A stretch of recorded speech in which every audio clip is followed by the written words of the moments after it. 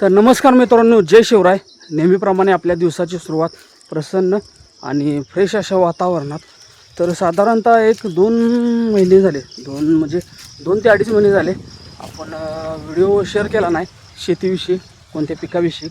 कारण साधारणतः एप्रिल आणि मे या 2 महिन्यात उन्हाचा तडाखा जास्त असतो आहे आणि इतर पिकांना बऱ्यापैकी दर कमी असतो आहे.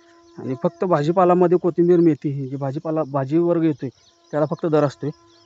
आणि ह्या उन्हाळ्याच्या काळात ते आपल्या इथे टेम्परेचरच्या हिशोबानं जास्त मेळ जमत नाही.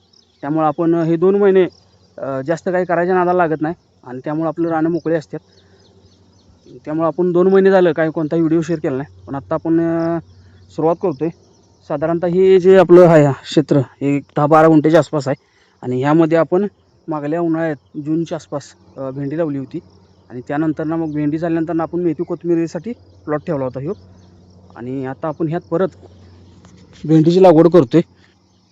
आणि आपण उन्हाळ्यात साधारणतः ही सरी सोडून घेतली होती 4.5 फुटाची.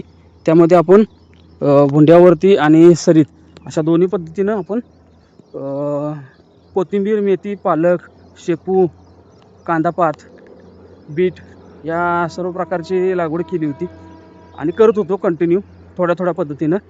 आणि त्याच पद्धतीनं आता आपण ह्या सरीवरच साधारणतः ह्याला आपल्या बॅक रोटावेटरनं माती लावून घेणार आहे.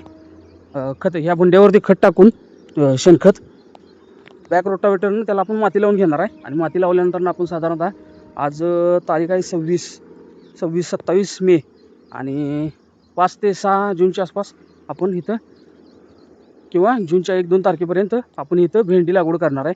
आणि भेंडीमध्ये आपण साधारणतः ॲग्रोस्टारची जी जानकी नावाची व्हरायटी त्या व्हरायटीची बियांची टोकन करणार आहे आपण. आणि त्यासाठी आता हे प्लॉटचं आपला मोकळा करणं चालू आहे. यामध्ये आपल्याकडे जी सिंचन प्रणाली आहे पाण्याची, त्यामध्ये पाट पाण्याची सोय आहे, ठिबकची सोय आहे, परत रेन पाईपची सोय आहे. सर्व प्रकारचे आपण पाण्याच्या प्रणालीची सोय करून ठेवल्या. वेळेनुसार जशी गरज पडेल त्या हिशोबाने आपण त्या प्रणालीचा वापर करतोय आणि पाणी देतोय. तर आजच्या दिवसात, आज उद्या 2 दिवसात प्लॉट तयार करून कशा पद्धतीने भेंडीची टोकन केली जाईल आणि त्यापुढील प्रोसेस तुम्हाला पुढील नेक्स्ट व्हिडिओमध्ये सांगितली जातील. आणि भेंडीमध्ये आपण आंतरपीक म्हणून नेहमीप्रमाणे आपलं मेथी, कोथिंबीर, शेपू या प्रकारच्या भाजीपाला घेणार आहे. आणि त्यात अनेक ॲड आहेत, म्हणजे आपण कोबूची लागवड करणार आहे. ती कशा पद्धतीने करणार आहे ते नेक्स्ट व्हिडिओमध्ये तुम्हाला दाखवलं जाईल.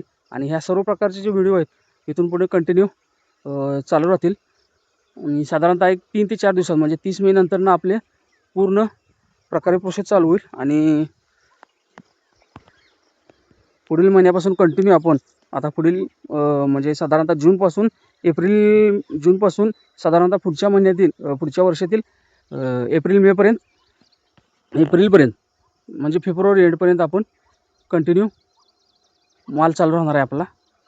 तर आपल्या चॅनलवर आला असाल तर आपल्या चॅनलला सबस्क्राईब करा, आपल्या व्हिडिओला लाईक करा, कमेंट करा.